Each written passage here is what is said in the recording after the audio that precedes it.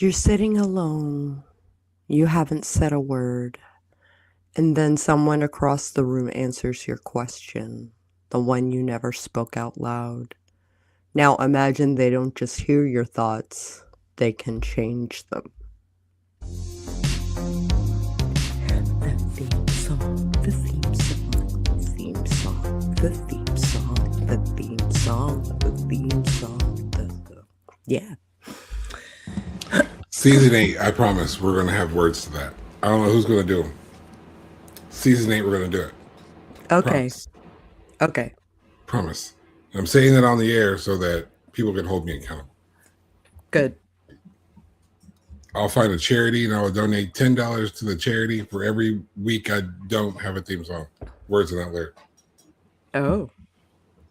There. Now there's money on the line, so now I have to do it. Oh. Okay. But I don't know what charity that would be. So if you are watching this and you have an idea of what charity that should be, put it in the comments. I'll pick one.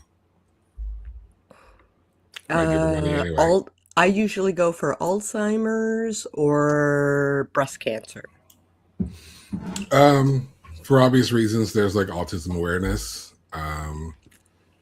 There are in today's social and political climate, trans rights and those kinds of civil rights movements. ACLU, Trevor Project. Yeah, so there's a lot of worthy charities. I ain't got money like that, and we're not being sponsored. So, so if you want to sponsor us so that we can do stuff like that, okay, we'll talk.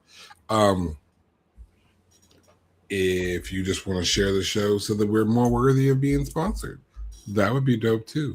Go ahead and like the show because you're here already. So go ahead and do the things. To steal a line from another podcast, tell a friend to listen to your favorite episode or whatever it is the girl says. She doesn't watch this show, so she doesn't know I just did that. But at least I didn't take credit for it. Or did I? Maybe she's the one in my head telling me to do it so I can promote her show. That's what it was. Or maybe that's just my segue into this episode. Dun, dun, dun. Was it mind control or was it mind reading? I don't know. Did you hear before I said it? No, I didn't. Did you know this was going to be some kind of weird segue I was doing? No. Are you kidding? Are you lying? Maybe that was mind reading and you're just trying to hide your powers now. I am. You caught me red-handed. See? You caught me red-handed. Yeah. So in short, welcome to Sako and the Moon. Yeah, Sako, I'm the Moon. This episode is about mind reading versus mind control. As you can see from this poorly designed skit that I put out, both can be done in very seemingly innocent ways, but that's depending on who's doing the mind reading or who's doing the mind control. If you got the powers in the hands of someone very, very terrible, very, very evil, this could very quickly be a horror. And honestly, I don't think it's explored enough. I don't think it's explored enough. So I am a practicing chaos witch. And I don't do mind control spells like love or death or pregnancy. I don't fuck with that. So because I believe in autonomy and agency, and I don't want to override any of that. We never want someone's autonomy to be overridden by mind control, influenced by mind reading, or absolutely terrible laws that are being passed. Mm-hmm.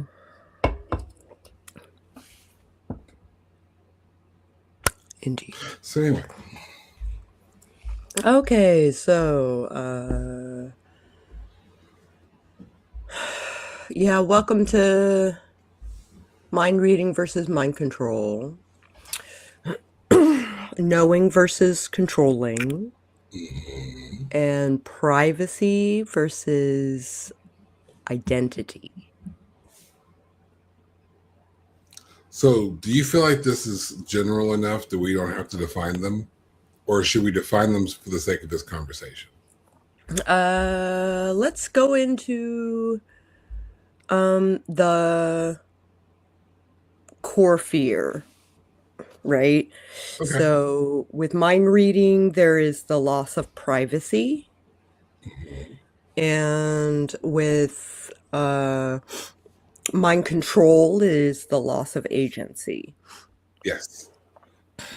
So is it more terrifying to be known or not to be yourself anymore? To not be yourself anymore. So That's control. that's not even a hard one. And I think it's one of those things that, as someone who likes to drink but does not like the idea of being drunk, having agency over myself at all times, for whatever reason you may have, that feels more important to me. You know what I mean? Mm-hmm. If I think something and someone else figures out I thought it, it's like sharing a secret and then somebody else finding out about it. Like if you had a crush at your favorite convention and you don't want to tell them and they find out somehow, worst could happen. What's the real worst that could happen is they're like, oh, I don't want to hang around you anymore. Which is the worst that could happen. It's bad, but that's the worst that could happen. If you're not in control of your own faculties, anything can happen. And you're on the hook for that. You are at the whim of the person controlling you. So you better hope it's or a good person. entity or whatever. Right. You'd hope it's a good person, but good people wouldn't do it. So I think it'd be interesting to explore a story where a good person did. They found the need to be a bad person for some circumstance. I think it'd be interesting to explore. It occurs to me that I have not shared the episode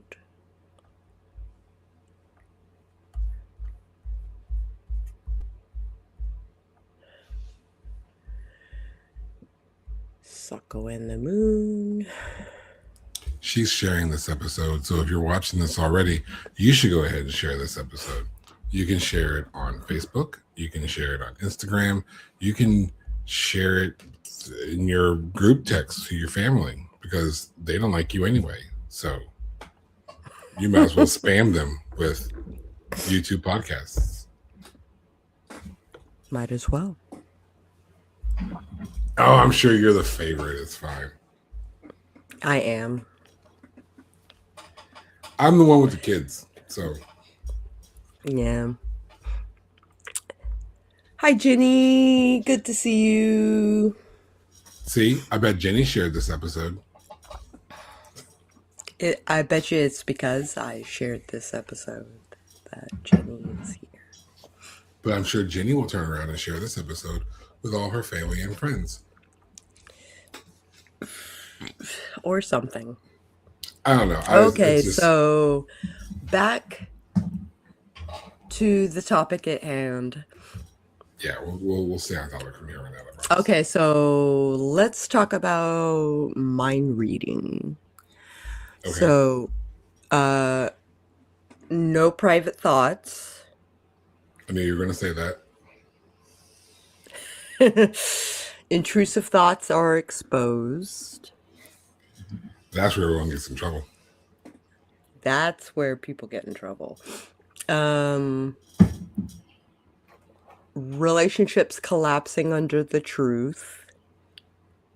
Which is a tricky one. It's a tricky one. And being fully seen and thus judged. Yeah. I think that like the primary fear, I think, is a lot of people are afraid of being judged.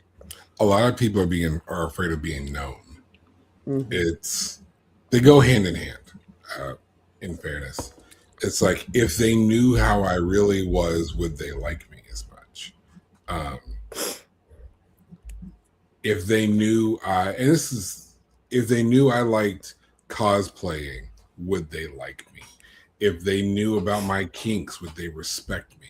Like if my coworkers knew about my kinks, would they respect me as their manager? Kind of thing. Would my mom still love me if she knew where, like, what I wanted to do, what I like to read, for example? Maybe like if you read romance or some smutty novels or whatever, but you're also prominent in your church or in your local community, would your community still respect you as such? There's a lot of people who write, and they write under pen names for this exact same reason. They don't want to be judged for what they write. So that judgment really goes into the crux of mind reading, because you can't have a private thought. Would you want this ability? Hell yeah, I would. Everything I just said, damn right I would. And here's why. I, like most people, have an issue with trust. Mm-hmm. And if I'm talking to you and I have insecurity, I can read your mind to see if I'm accurate. If I'm afraid you're going to judge me, I can listen to your thoughts and tell if you're judging me. If we're negotiating, I can figure out what you actually want, and I can lean my negotiations in that direction. So I absolutely would want that power.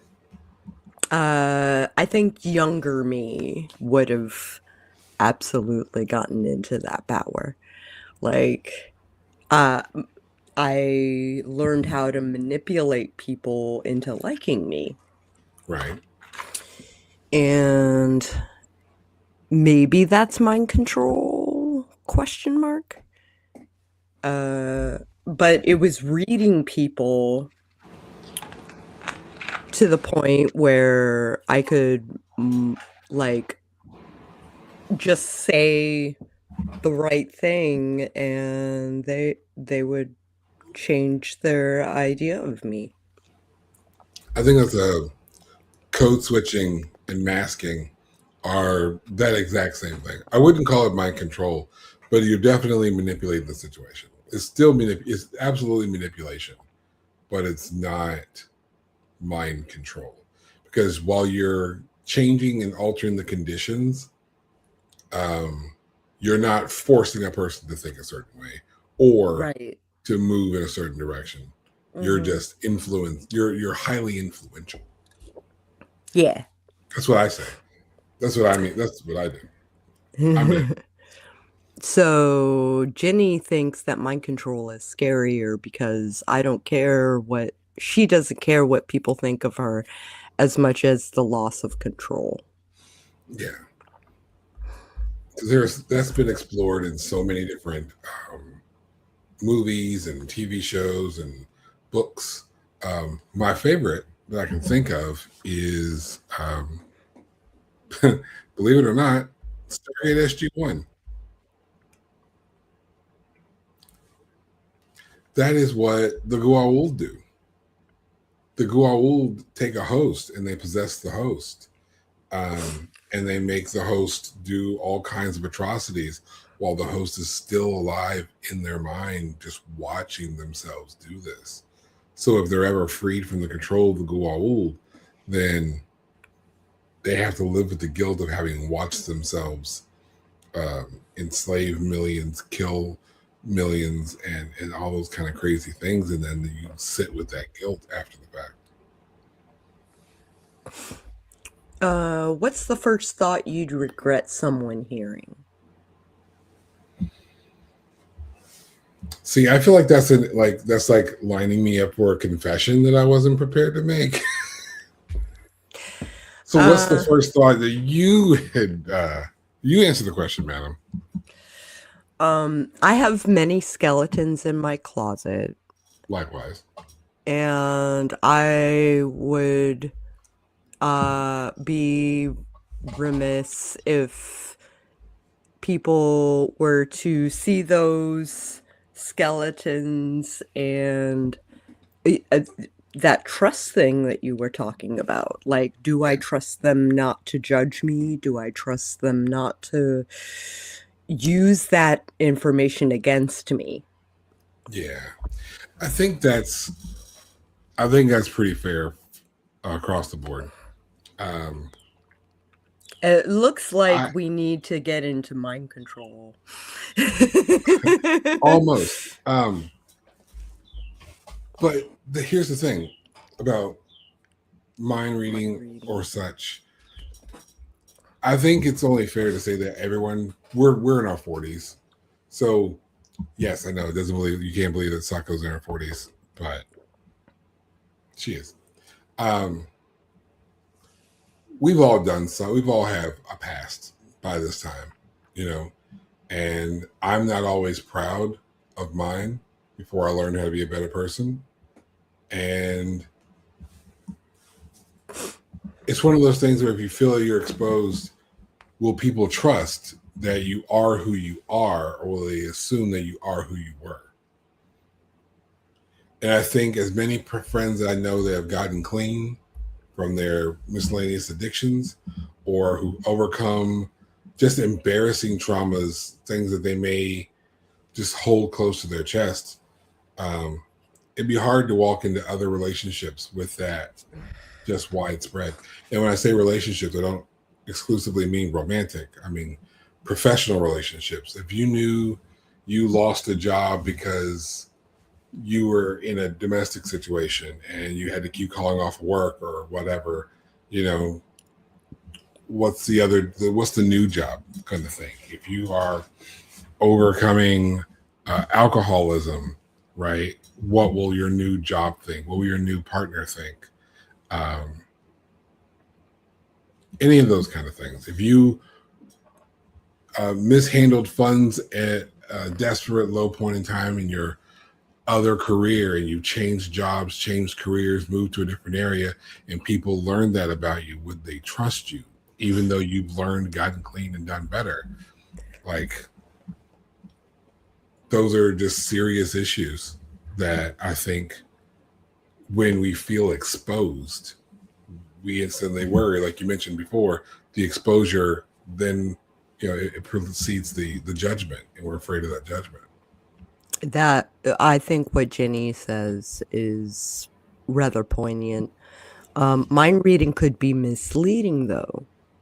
Take a person who has BPD, DID, or schizophrenia. Are you reading their real thoughts, or is it the illness? And I think you would have to understand how, for the sake of those who don't know, those are initials. Borderline personality disorder and dissociative identity disorder. That's what BPD and DID mean, respectively. And if you haven't like studied either one of those, which, funny enough, I've studied both of those. Me too. And it's one of those weird things. It's like how far from the truth are those things? Asterisks, and the asterisk is their truth, right? Because to an outsider, these might be wild and crazy thoughts. To the person who's going through and dealing with BPD or DID or schizophrenia and a slew of others, like, how real are those thoughts for the person feeling them, right? Compared to the person reading them. Does the person reading them understand what they're reading? Does that make sense? Yes. I think especially, I have reintegrated, but I used to have dissociative identity disorder. And,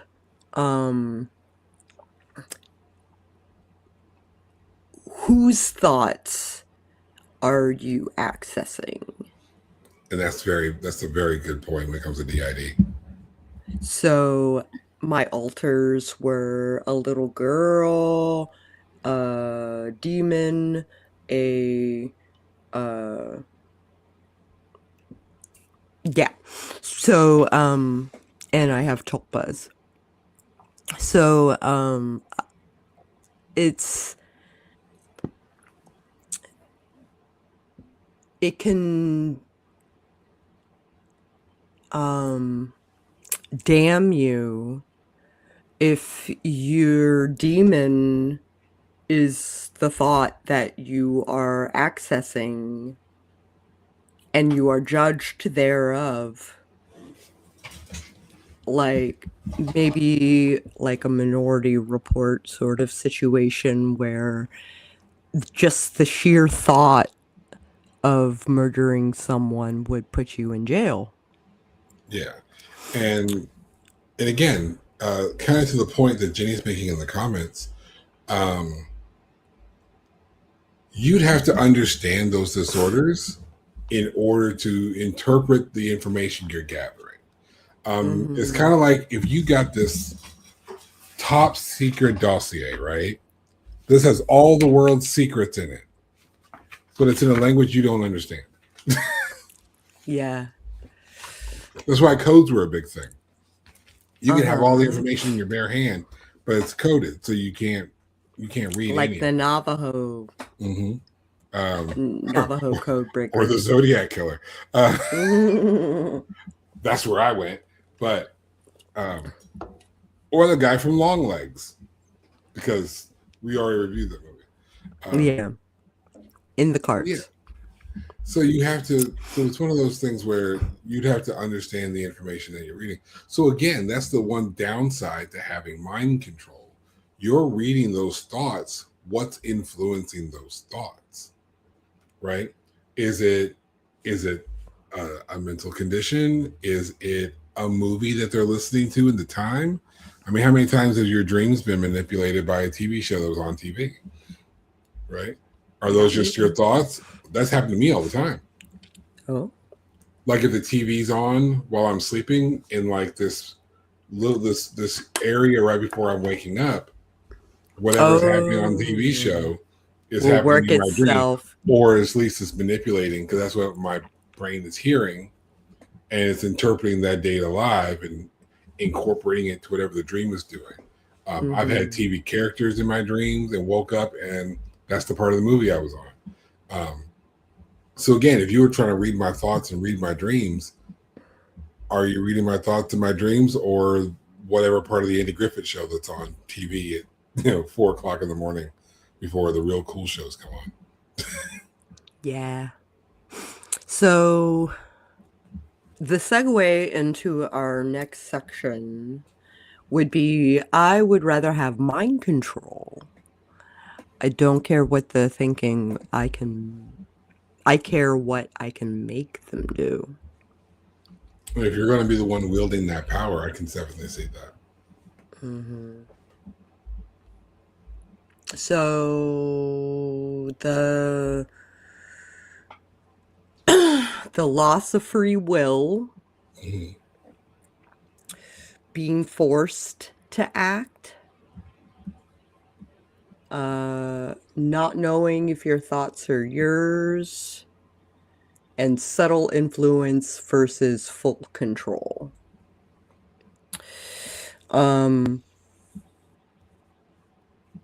Is it still you if your choices aren't yours? No.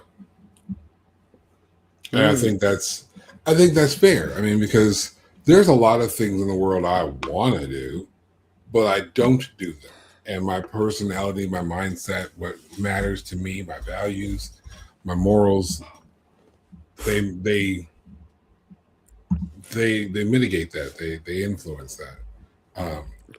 I actually, in Hope's chest, I actually have a scene where mind control is used on a victim. And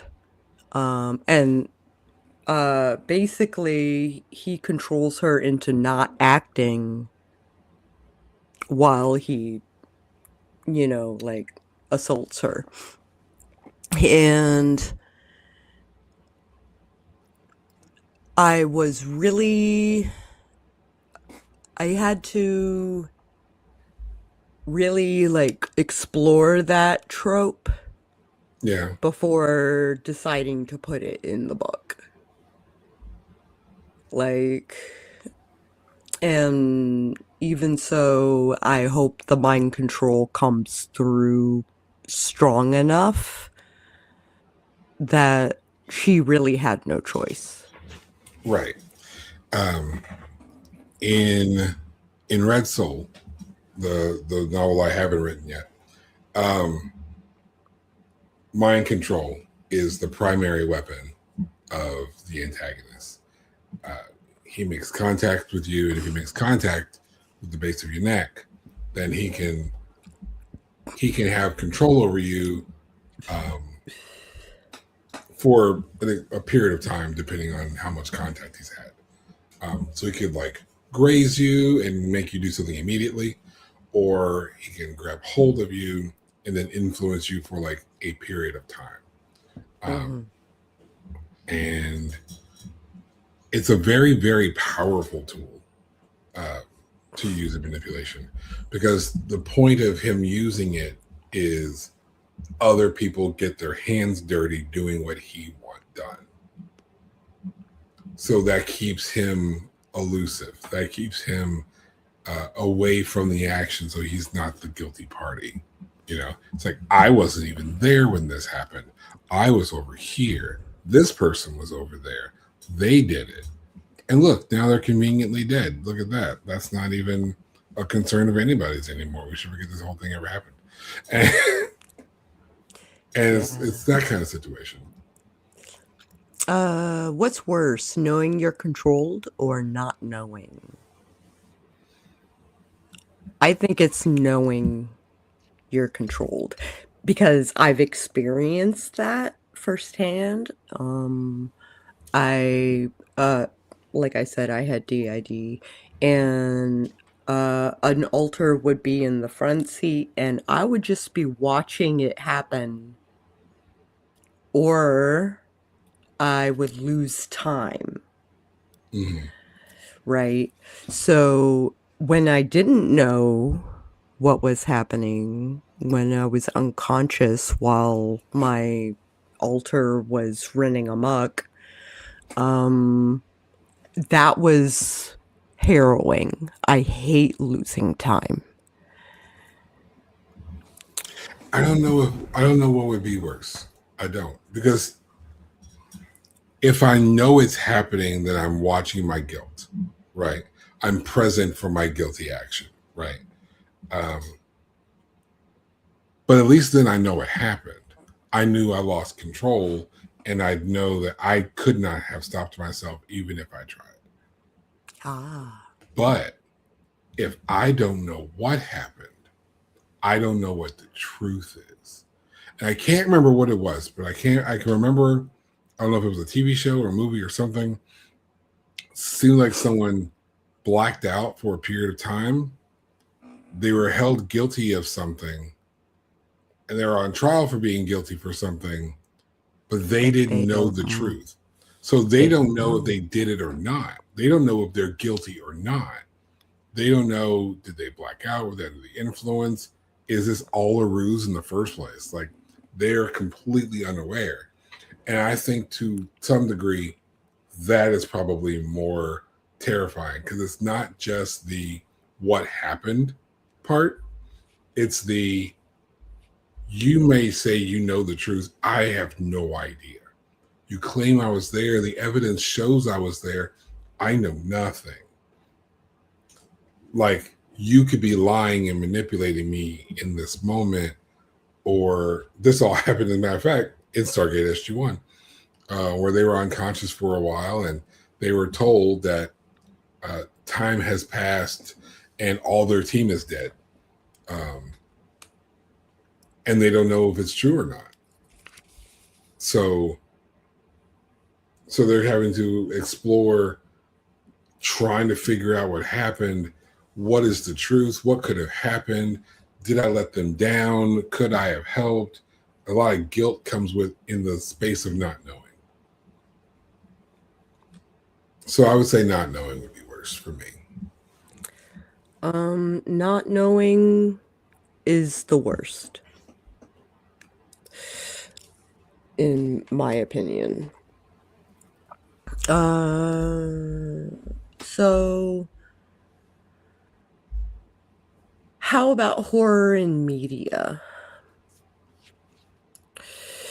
So, this is gonna be a short episode. Jeez. I mean, Um, pretty straightforward, yeah. um, The Shining, where he is inhabited by the spirit of the hotel. Yeah. There is Get Out, Hmm. where it has like sort of a Stepford Wives kind of vibe. Yeah. Uh, Scanners. I'm not familiar. Uh, it is a mind reading sort of movie. And then Black Mirror has a lot of like loss of agency sort of stories. And don't forget, probably the scariest movie on this list, What Women Want.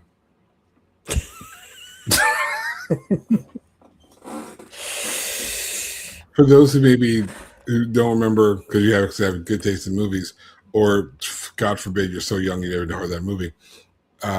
Mel Gibson is the star of this movie, and he suddenly has the ability to read women's minds. So he literally knows what women want, and it changes how he behaves around women. There's a whole arc, um, and I loved it. I remembered that movie. Holy crap. Because it fits, though. It's like, what can be done if you had the ability to read minds? It's like, well, if I know what this person wants or is into, I can become that. And while I may not genuinely be interested in this person, maybe I have like other personal methods or intentions or whatever. Um,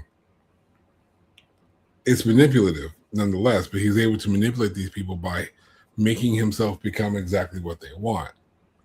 So speaking of which, is We're not reviewing what women want. we're not doing that. We're not doing that.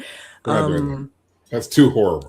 That's too horrible. my so I was on Match for 2 years, and when I left is when Greg found my husband found my profile.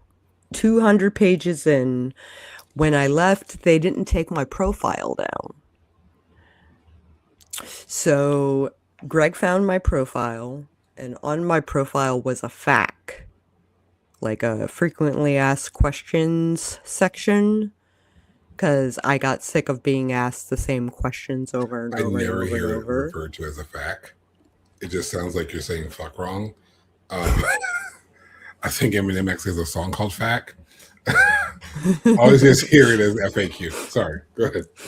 But he tailored, because of that information that I had public, he tailored his profile to my profile.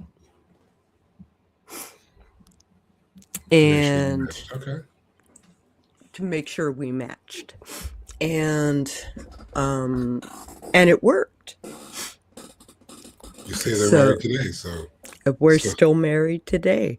So this is probably a terrible segue for right now, but Jenny has a really good question that I'd like to explore. Okay. So with mind reading, if you change how you are because of what they are thinking, is that manipulation or adaptation? Ooh. And I think it depends on the circumstance, where those are the good and evil sides of the same coin. Because if you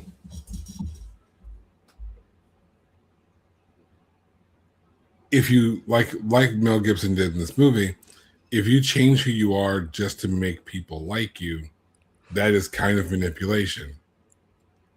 However, if you're in a space where you otherwise feel endangered or unsafe or insecure, then that's adaptation. Same action for the same reason, we give it a different name depending on whether or not we want to demonize it.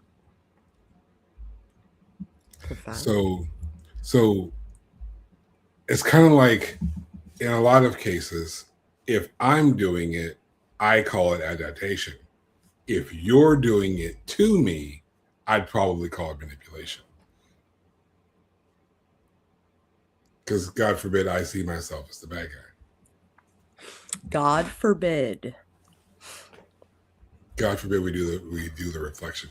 But no, I think that's a really interesting point to explore, because there really isn't a difference in this case, whether you're adapting or manipulating. It's like, but think about it. We brought up borderline personality disorder earlier, and in a lot of cases, correct me if I'm wrong, people find the necessity to mask. Mm-hmm.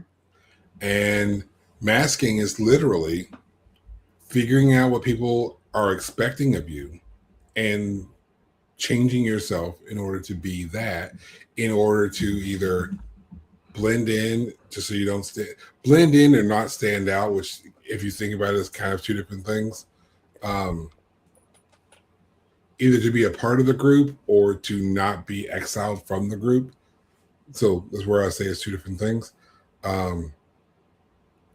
And with that masking, you are manipulating how they see you. But to you, you are adapting to this environment that you're probably forced to be in, whether it's school or work or just the grocery store or whatever it is. God forbid you answer the question at the grocery store, "How are you feeling today?" with an honest answer. Which I do.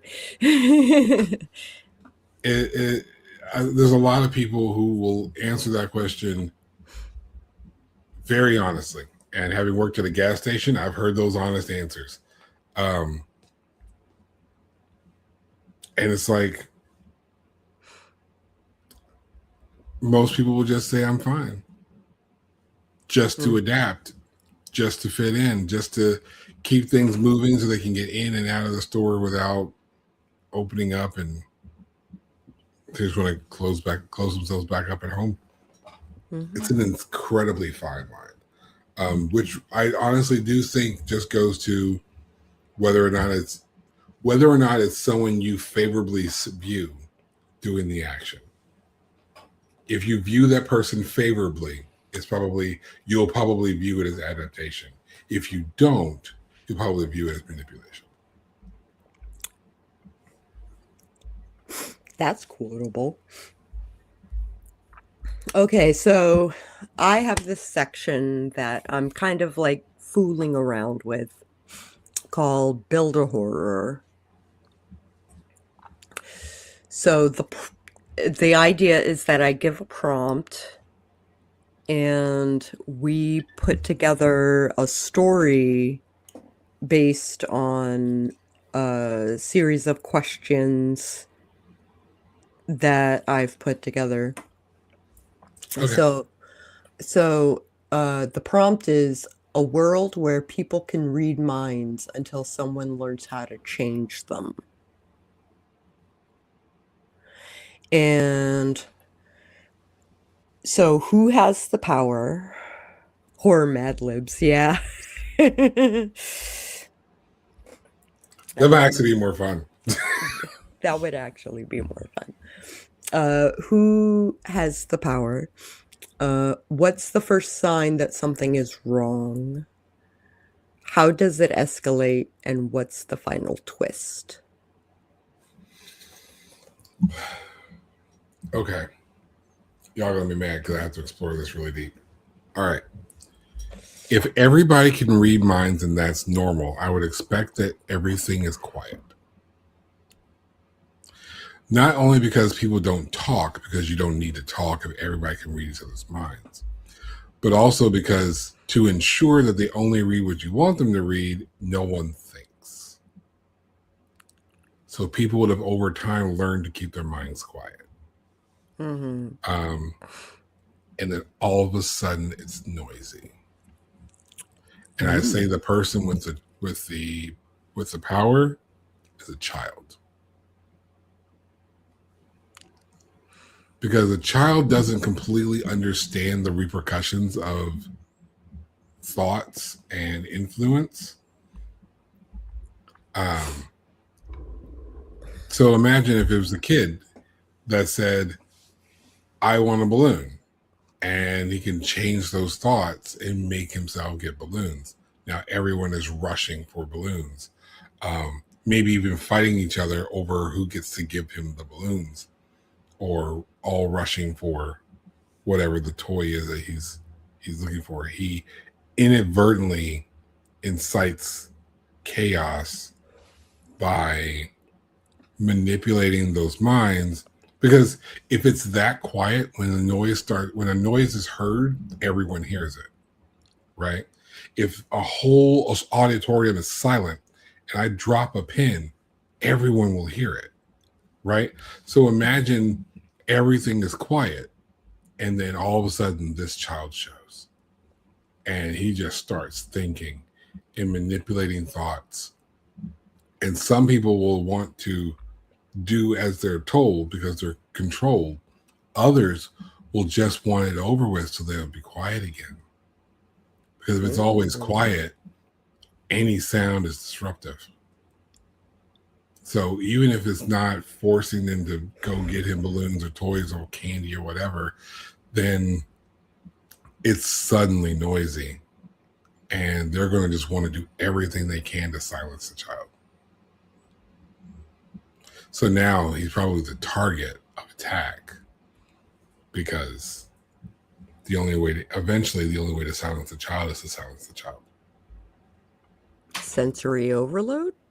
Yeah. Instant. Because it's one thing to have like your TV playing, or because I deal with sensory issues. I cannot stand a lot of noise that's not my noise. Like the tree cutting across the street, or the renovations next door, or when they decide to play loud music and show up at 1 o'clock in the morning with their car stereo blasting. Mm-hmm.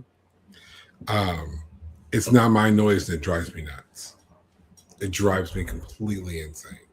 And I just want to do anything to make the noise go away. And if I'm in a horror movie, whatever it takes is whatever it takes. So if I was to build a story, you could go the alien route and utilize that prompt. I think what would be even scarier if it was just a neighbor who just had enough, because that is realistic. And I think the more real a horror is, the more horrifying it is. The more mundane the horror. So look out for my short story called Noisy Neighbor that I'm absolutely not going to write. I'll probably write it. I might write it. We'll see. I mean, maybe we'll all write one. Maybe we'll all write a Noisy Neighbor story.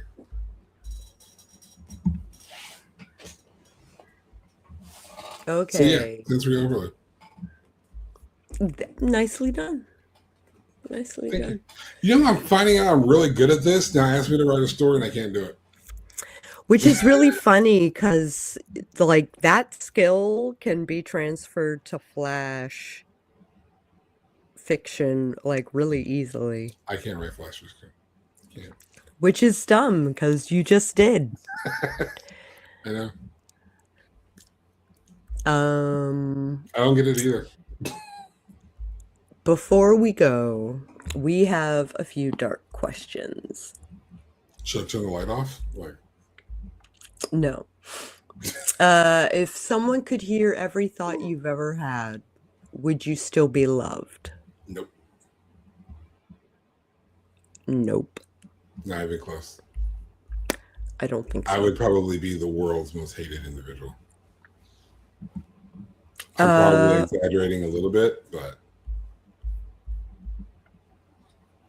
I wouldn't be.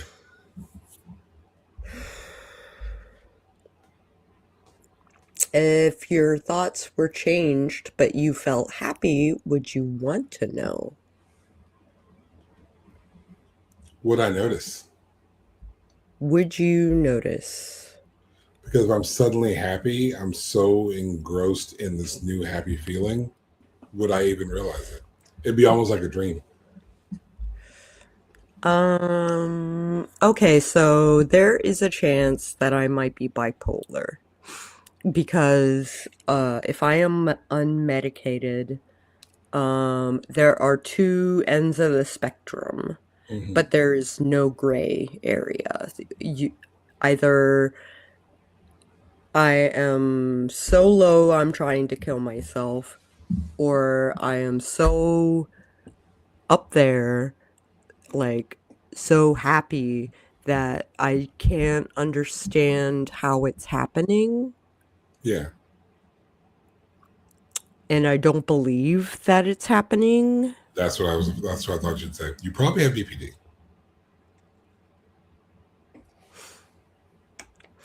So, That would be and my now that off the I'm cuff. medicated, I don't dissociate anymore. I don't have those extremes. They put me on a mood stabilizer, so They you swim in a pool of gray where you can exist in that gray area now. I Yeah. understand what mediocre means now. Yeah. Where's that book?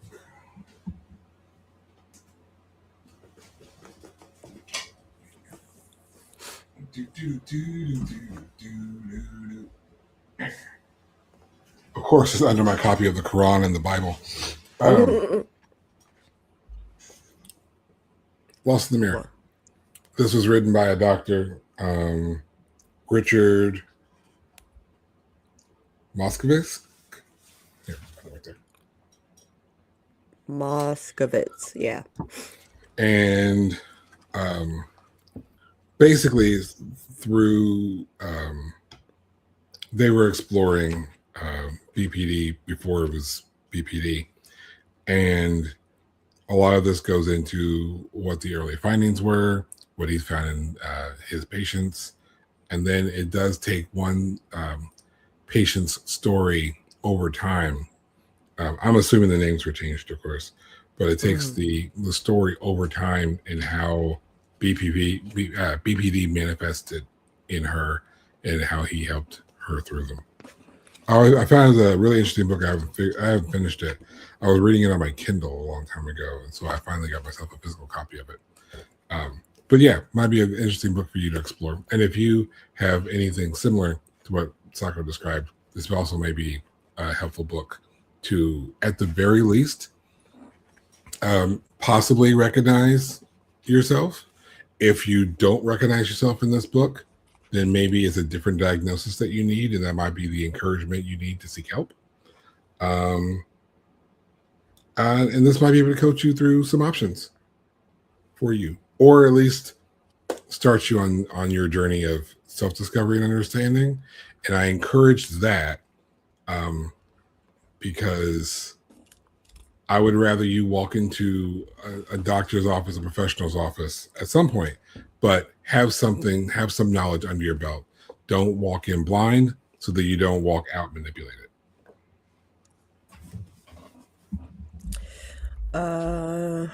Is it worse to lose your secrets or lose yourself? Lose myself. Lose my I can be. secrets. I can be. Here's the thing. My secrets are my secrets, but my secrets are still true. Um, and I say all the time, I ain't got to lie to kick it. So if someone did ask questions about my past, then I Mm-hmm. would be able to answer them. I would answer them truthfully. I'd answer them completely. Who I was is not who I am. And if you can't accept that concept in general, I'm probably better off without you.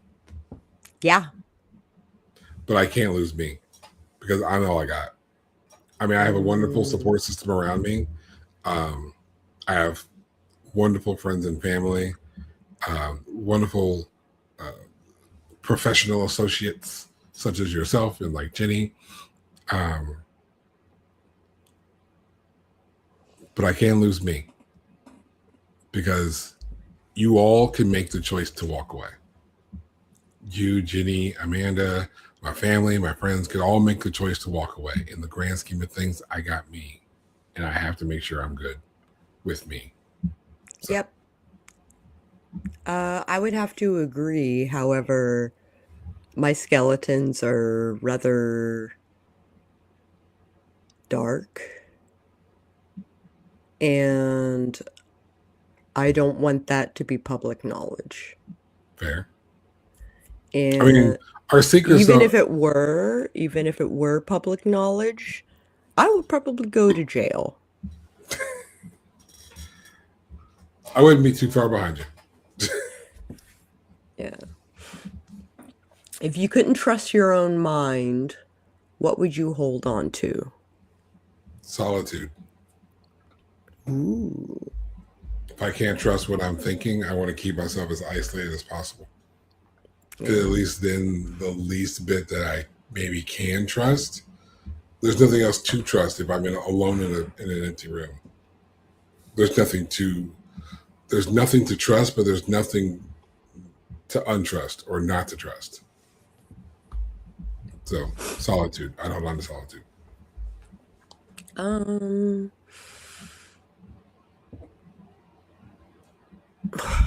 My Buddhism, the mindfulness that comes with Buddhism, Yeah. that Nam-myoho Renge Kyo is what I would hold on to. Yeah.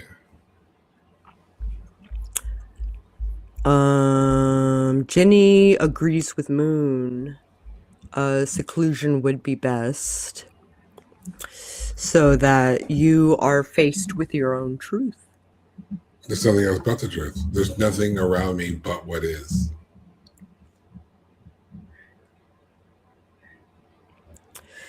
If someone rewrote who you are, but made you better, are you still you? No. My growth comes from being imperfect. And who I am, the confidence and pride in myself that I have today is a direct reflection of the trials and tribulations that I went through, whether I caused them or not. Because of the darkness of my past, I was able to reflect on that. I was able to learn from that. I was able to grow from that. I can be a better me, which leads me to be the best possible moon on God's green.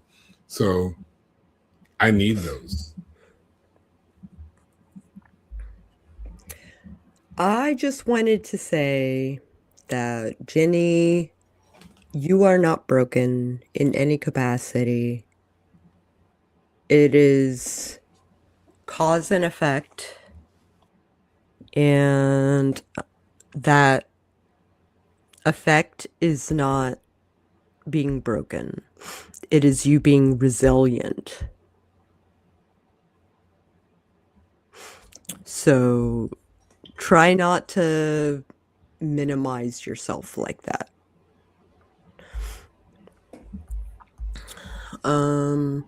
So yeah, something to think about.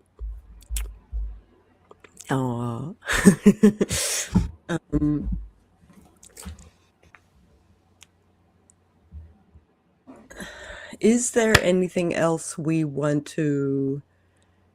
Hell, is there a movie that we want to watch that is... The only one, like, sticking out to me was maybe Carrie, the new one, because I haven't seen it. The telekinesis and pyrokinesis. Neither one of those are things we talked about. Okay, that's fair.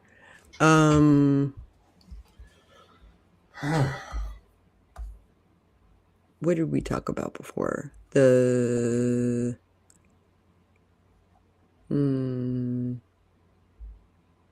Another episode of Black Mirror, maybe? We could default to that. I like to think something different, though.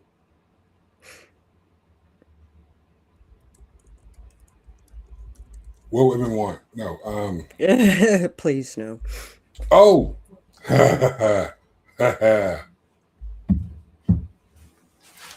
Disturbing behavior. Wow. I Google searched it. I haven't seen that movie. Actually, it's been about a year since I've seen that movie. Because I've watched it recently. I love that movie. That is a mind control movie. I saw it in the theater, and it's on Tubi. I remember when it came out on VHS. Somewhere in my storage unit, I have the VHS. I have the VHS to Disturbing Behavior. I'm looking at a list of movies. I think 1984 is too on the nose. Someone might confuse that for the news.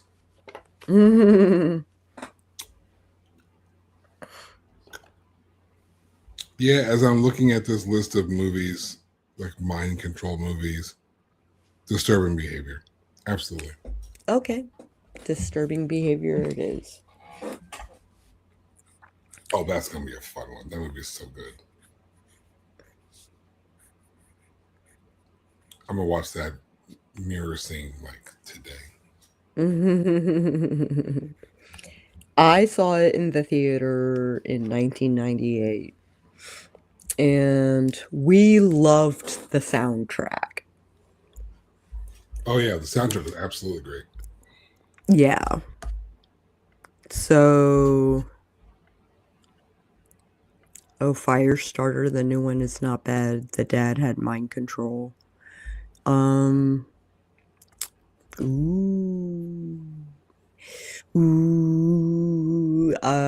Disturbing behavior? Question mark.